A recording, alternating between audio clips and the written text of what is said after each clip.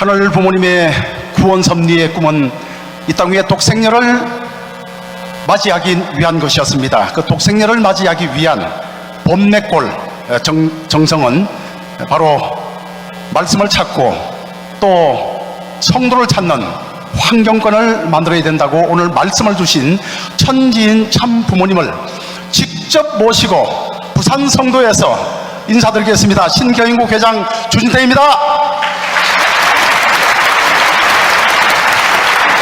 하늘 부모님 성위 아래에 들어온 모든 나라의 지도자와 백성들에게 천지인 참 부모님의 크신 사랑과 축복이 항상 넘치기를 축원합니다. 지난 5월 9일 싱크탱크 2022가 출범되었습니다.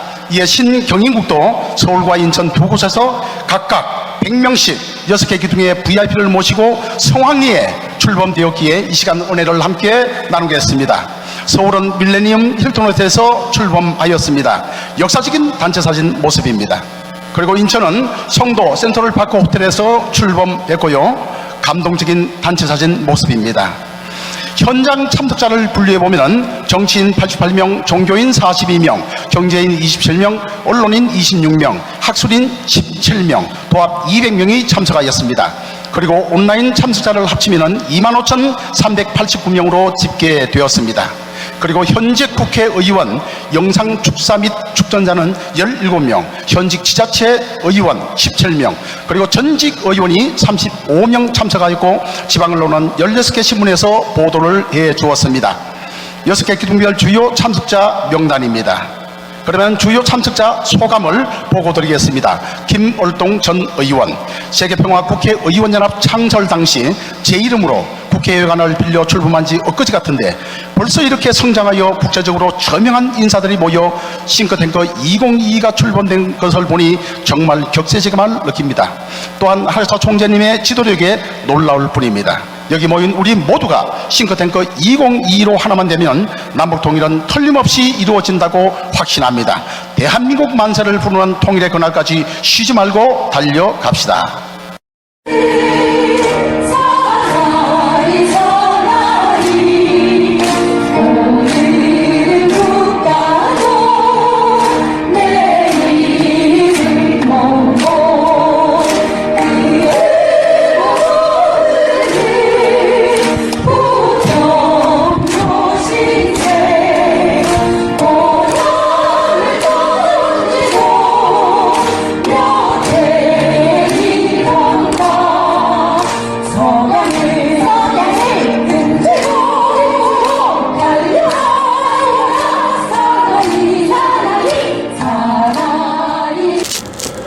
예수님은 독생자로 왔지만은 독생자를 만들지 못했기 때문에 가정을 이루지 못했고, 가정을 이루지 못했기 때문에 33살로 총각에도 장가도 가지 못하고 이단으로 몰려서 십자가에 청당했다.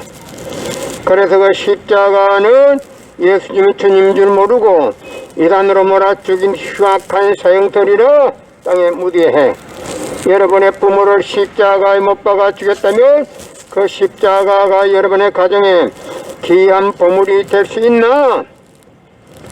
성경은 2000년 전 전기도 버스도 택시도 모르던 무식한 인간들에게 주어진 말씀으로서 그 성경 말씀은 비유와 상징으로 되어 있기 때문에 100번 1000번 읽고 천년만년 읽어도 하나님의 된 내용을 잘 모르기 때문에 신앙한다는 사람들이, 교회 다닌다는 사람들이, 목회한다는 목사님들이 죄를 밥 먹을 때 처먹고서 양심의 가책도 없이 길거리 활보하고 다니고 있다. 그러나 문선명 선생님이 선포하신 새 말씀 통일 원리는 누구라도 읽기만 하면 하나님의 된 내용을 잘 알 수 있기 때문에 죄를 지으려야 지을 수가 없고 성폭력은 애당초 건절된다. 성폭력이 건절되기 위해서는 새 말씀 통일 원리를 국민교육해야 한다. 인간은 누구나 불행을 물리치고 행복을 찾아 이르려고 몸부림치고 있다. 개인의 사소한 일로부터 역사를 좌우하는 큰 일에 이르기까지 그것들은 결국 하나같이 보다 행복해지려는 삶의 표현인 것이다. 그러면 행복은 어떻게 될 때 오게 되는 것인가? 인간은 누구나 자기의 욕망이 이루어질 때 행복을 느끼게 된다. 욕망이라고 하면 우리는 흔히 그 본의를 흐려서 생각하기 쉽다. 그것은 그 욕망이 선보다도 악으로 나아가기 쉬운 생활 환경 가운데서 우리가 살고 있기 때문이다. 그러나 불의를 맺는 욕망은 어디까지나 인간의 본심에서 나오는 것은 아니다. 인간의 본심은 이러한 욕망이 자신을 불행으로 이끌어간다는 것을 잘 알고 있기 때문에 악을 지향하는 욕망을 물리치고 선을 추구하는 욕망을 따라 본심이 기뻐하는 행복을 찾으려고 필차적인 노력을 하고 있는 것이다. 이것이 바로 사망의 어둠을 헤치고 생명의 빛을 찾아 고달픈 길을 더듬고 있는 인생이다. 불의의 욕망을 따라가서 본심이 기뻐하는 행복을 누려본 사람이 어디 있었던가. 인간은 누구나 그러한 욕망을 채울 때마다 양심의 거철을 받아 고민하게 된다. 자식에게 악을 가르치는 부모가 어디 있으며 제자에게 불의를 넣어주는 스승이 어디 있을 것인가. 악을 미워하고 선을 세우고자 하는 것은 누구나 다 가지고 있는 본심의 발로이다. 특히 이러한 본심이 지향하는 욕망을 따라 선을 이루려고 몸부림치는 것이 바로 도인들의 생활이지만 유사일에 그 본심대로만 살다 간 사람은 한 사람도 없는 것이다. 그러게 성서의 의인은 없노니 하나도 없으며 깨달은 자도 없고 하나님을 찾는 자도 없고 로마서 3장 10절 11절이라고 하였으며 또 인간의 이러한 환경에 직면했던 바울은 내 속 사람으로는 하나님의 법을 즐거워하되 내 지체 속에서 한 다른 법이 내 마음의 법과 싸워 내 지체 속에서 다른 법과 내 마음의 법과 싸워 내 지체 속에서 저의 법 아래로 나를 사로잡아오는 것을 보는 또다. 오호라 나는 공건한 사람이다. 로마서 7장 22절 24절이라고 했던 것이다. 이제 우리는 여기에서 선의 욕망을 성취하려는 본심의 지향성과 이에 반하여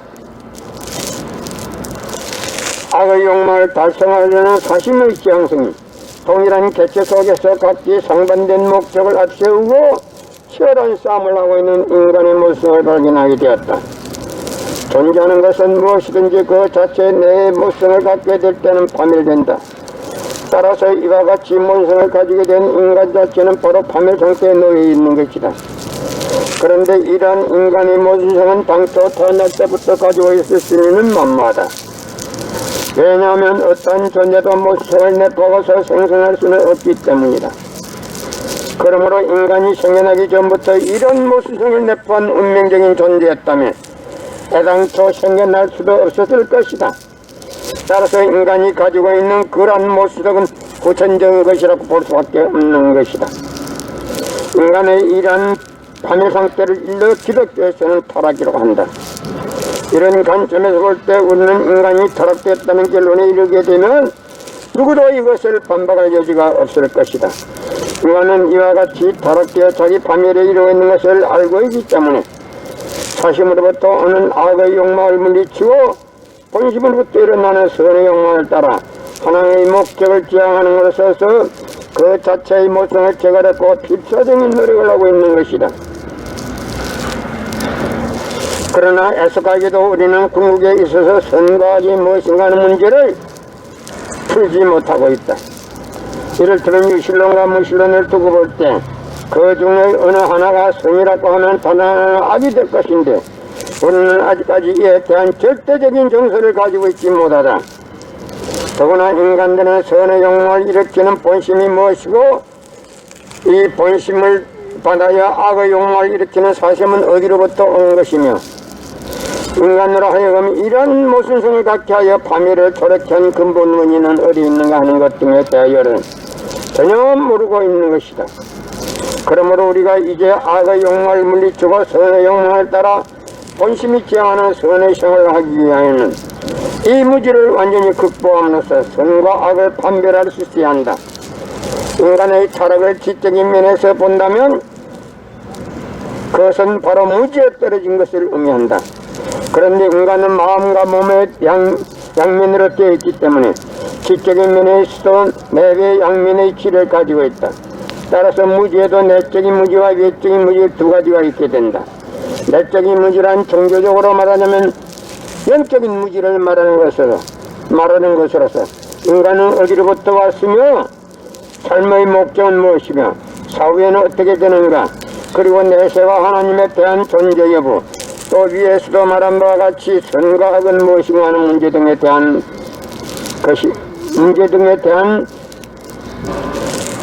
무지인 것이다. 그리고 외적인 무지란 인간의 육신을 비롯한 자연계에 대한 무지를 말하는 것으로서 모든 물질 세계의 근본은 무엇이며 그 모든 현상은 각각 어떤 법칙이 일어나는가 하는 것 등에 대한 무지인 것이다. 인간은 유사일에 오늘에 이르기까지 쉬지 않고 무지에서 지혜로 극복하기 위하여 진리를 찾아 나왔다. 그래야 내적인 무지에서 내적인 지혜로 극복하기 위하여 내적인 진리를 찾아 나온 것이 종교요. 외적인 무지에서 외적인 지혜로 극복하기 위하여 외적인 진리를 찾아 나온 것이 과학이다. 이와 같이 알고 보면 종교와 과학은 인생의 양면의 무지에서 양면의 지혜로 극복하기 위하여 양면의 길을 찾아놓은 방편임을 알 수 있다. 그러므로 인간이 이 무지로부터 완전히 해방되어 가지고 본심의 욕망이 지향하는 선한 방향으로만 나아가 영원한 행복을 누리기 위하여는 종교와 과학이 통일된 하나의 과제로서 해결되어 내외 양면의 진리가 상통하게 되지 않으면 안 된다. 인생의 실제에 있어서 인간이 밟아온 과정을 두 가지로 대별해 본다면, 첫째는 물질로 된 이 결과의 세계에서 인생의 근본 문제를 해결하는 길이다. 그런데 이러한 길을 지상으로 생각하고 걸어온 사람들은 극도로 발달된 과학 앞에 굴복하여 과거의 만능과 물질적인 행복을 자랑하고 있다. 그러나 인간은 과연 이러한 육신을 중심한 외적인 조건만으로 완전한 행복을 누릴 수 있을 것인가? 과거의 발달이 아무리 안락한 사회 환경을 이루고 그 속에서 아무리 부귀와 영화를 누린다 한들 그것으로서 지속 사람의 정적인 욕구까지 근본적으로 만족시킬 수 있을 것인가? 육신의 낙을 즐기는 소인의 기쁨은 청빈을 즐기는 도인의 기쁨에 미칠 수 없으리라. 왕궁의 영화를 버리고 마음의 보금자리를 찾아 정처 없는 구도의 행복을 즐긴 것은 비단 석가뿐이 아닐 것이다. 사람에 있어 마음이 있음으로써 온전한 사람이 되는 것과 같이 기쁨에 있어도 마음의 기쁨이 있음으로써 비로소 몸의 기쁨도 온전한 것이 되는 것이다. 육신의 낙을 찾아 과거의 돛을 달고 물질세계를 항해하는 사공이 있는가? 그가 이상하는 그 언덕에 가보라. 그것이 바로 육신을 묻어야 할 매인 것을 알게 되리라. 그러면 이제 과거에 갈 곳은 어디일 것인가? 지금까지의 과거의 연구 대상은 내적인 원인의 세계가 아니고 외적인 결과의 세계였으며 본질의 세계가 아니고 현상의 세계였다. 그러나 오늘에 이르러 그의 대상은 외적이며 또한 결과적인 현상의 세계에서 내적이며 또한 원인적인 본질의 세계로 그 차원을 높일 수 없는 단계에 들어오고 있다. 그래야 그 원인적인 심령 세계에 대한 논리, 즉 내적 진리가 없이는 결과적인 실제 세계에 대한 과학, 즉 외적 진리도 그 궁극적인 목적을 달성할 수 없다고 하는 결론을 얻게 이르렀다. 이제 과거의 돛을 달고 외적인 진리의 항해를 마치는 사람이 또 하나의 종교의 돛을 달고 외적인 진리의 항로에로 들어오게 될 때 비로소 그는 본심이 지향하는 이상한 방향으로 항해할 수 있게 될 것이다. 인간이 밟은 과정을 두 가지로 대별해 본다면, 첫째는 물질로 된 이 결과의 세계에서 인생의 근본 문제를 해결하는 길이다. 그런데 이 길을 밟은 이제까지의 철학이나 종교가 많은 공헌을 한 것이 사실이지만 그 반면에 우리에게 너무나 많은 정신적인 짐을 지어주고 있는 것도 사실이다.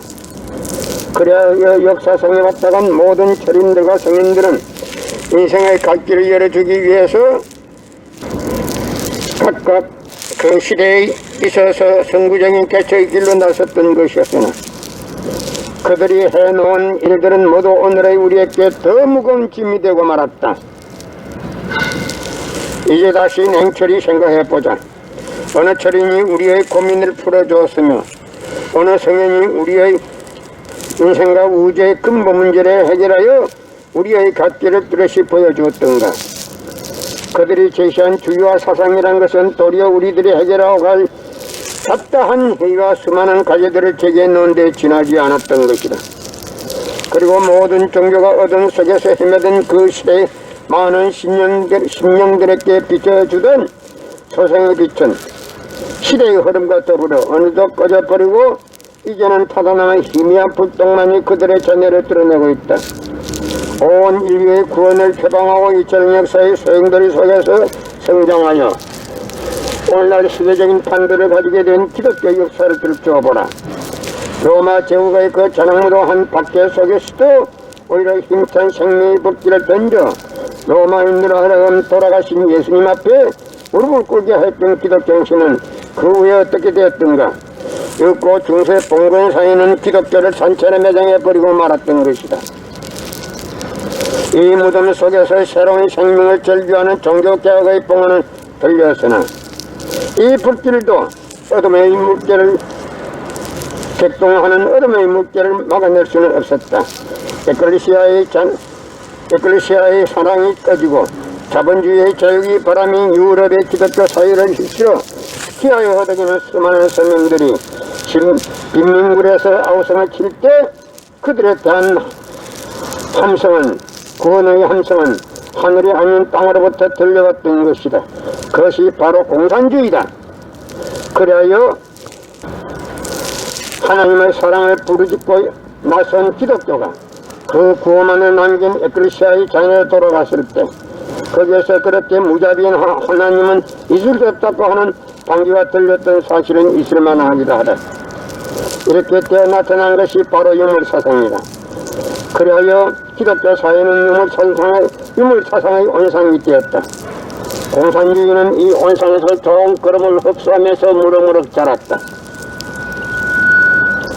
저들의 실천을 능가할 수 있는 능력을 잃어버렸고 저들의 이론을 극복할 수 있는 진리를 제시하지 못한 기독교는 저들이 바로 자기의 품속에서 싹트고 자라서 그 판도를 세계적으로 넓혀가는 것을 보면서도 속수무책이니 이 어찌 한심스러운 일이 아니겠는가.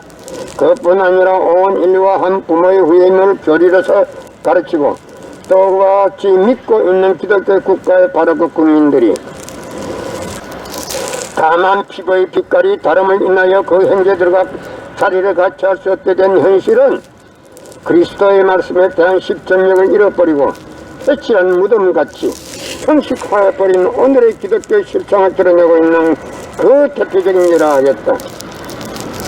이와 같은 사회적인 비극은 인간의 노력에 따라서 끝날 날이 올는지도 모른다. 그러나 인간의 노력으로는 도저히 수습할 수 없는 사역이 또 있다. 음란이 바로 그것이다.